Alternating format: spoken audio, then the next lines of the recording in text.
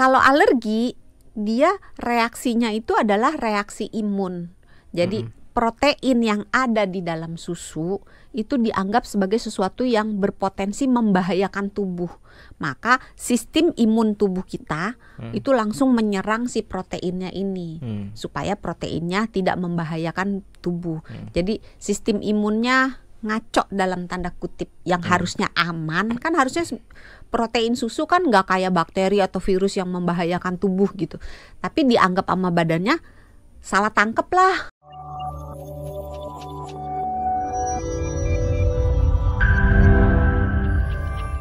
Kalau anak-anak udah jadi rahasia umum lah ya. Kalau misalkan aman nih, nggak ada alergi segala macem, demi menunjang pertumbuhan mereka kan harus dikasih susu juga. Nah kalau udah Enggak juga. Dipatahin terus nih sama dokter Santi, gimana dong? Nih mau Karena gini, walaupun anak tersebut tidak mengalami alergi, tapi bisa ada kemungkinan anak ini mengalami intoleransi laktosa. Kalau dia mengalami intoleransi laktosa juga tidak diberikan susu sapi. Makanya susunya tergantung orangnya. Oh ya, karena kan susu macam-macam ya. Ada susu kambing, susu apa lagi? Ada susu hewani, ada susu nabati. Kalau hewani biasanya tuh yang paling umum susu sapi, tapi ada susu kambing, ada susu kerbau. Jadi kalau yang intoleransi sama laktosa bisa dikasih susu yang nabati ya? Nabati. Atau Kalau susu nabati selain sapi ya? Iya, kan? Enggak. Kalau dia intoleransi pada umumnya, walaupun tidak selalu ya. Kalau anak tersebut intoleransi atau orang dewasa tersebut intoleransi terhadap susu sapi, umumnya juga akan intoleransi terhadap susu jenis hewan yang lainnya. Jadi kalau dia nggak tahan susu sapi, juga biasanya nggak tahan susu kambing, nggak tahan susu kerbau. Tapi pilihan yang lain yang bisa diberikannya susu nabati. Walaupun tidak selalu ya, ada aja yang dia kalau susu sapi nggak bisa, tapi susu kambing bisa. Kalau nabati itu dari apa sih biasanya, Dok? Kalau nabati kalau di kita kan nyebutnya susu kacang ya, padahal sebenarnya bukan susu kacang itu, susu ya kacang sih, susu kacang kedelai. Kacang juga dong kalau kedelai. Kan kacang macam-macam, ada kacang hijau, kacang tanah, kacang merah, kacang jogo. Yang spesifik ya. Ada juga susu oat, ada susu beras, ada susu almond. Susu beras ada ya? Ada. Itu khasiatnya sama ya? Beda. Oh beda. Karena masing-masing jenis susu punya kadar protein yang berbeda, punya kadar karbohidrat yang berbeda gitu.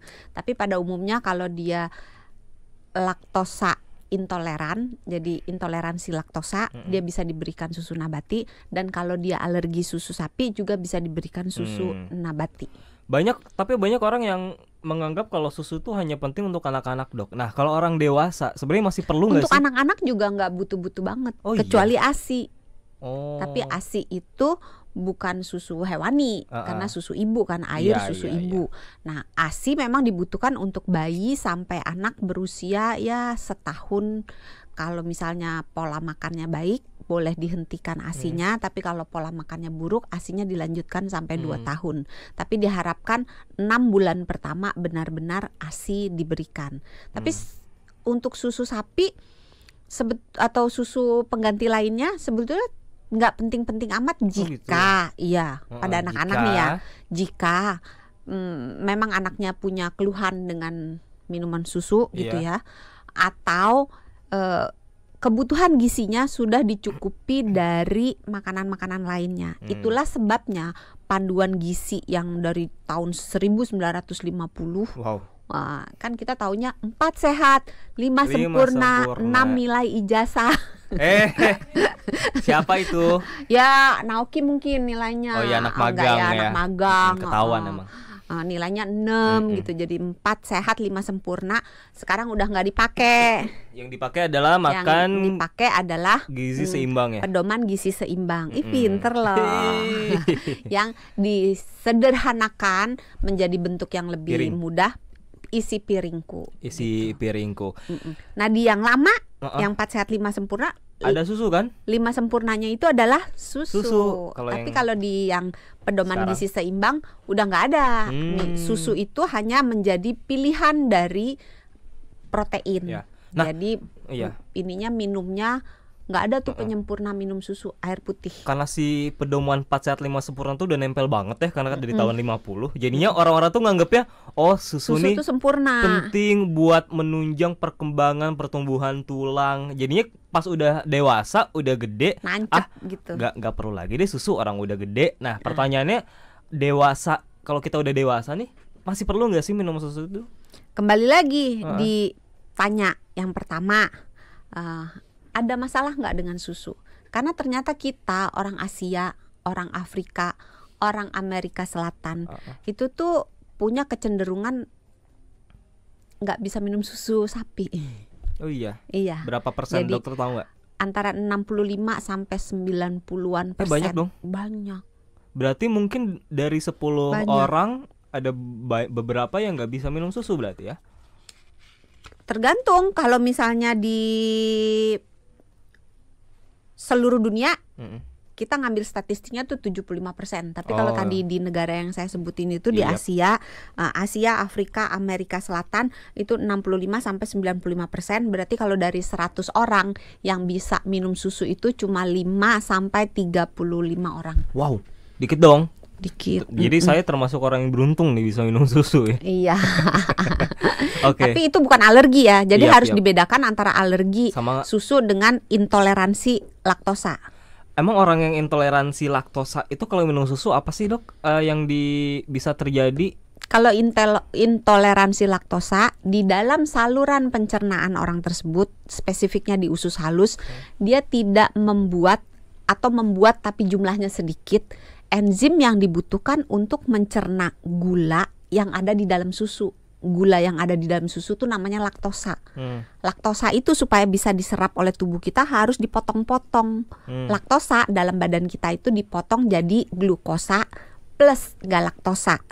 Nah untuk motongnya harus ada pisaunya. Pisaunya si laktase, si enzim pencernaan yang dihasilkan oleh usus halus. Nah pada orang-orang tadi ya intoleran laktosa, enzimnya nggak ada atau nggak cukup, sehingga si susu yang diminum laktosanya nggak bisa diserap dengan sempurna. Alhasil laktosanya numpang lewat di saluran di usus kecil, masuk ke usus besar. Di usus besar kan banyak bakteri. Kalau bakterinya baik, dia menyebabkan si laktosa tersebut terurai jadi sesuatu yang bukan gas.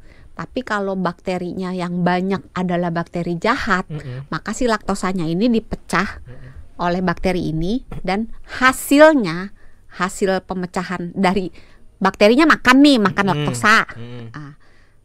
Kalau makan kan dia kentut gitu ya, terus dia sendawa gitu. Nah isinya gas.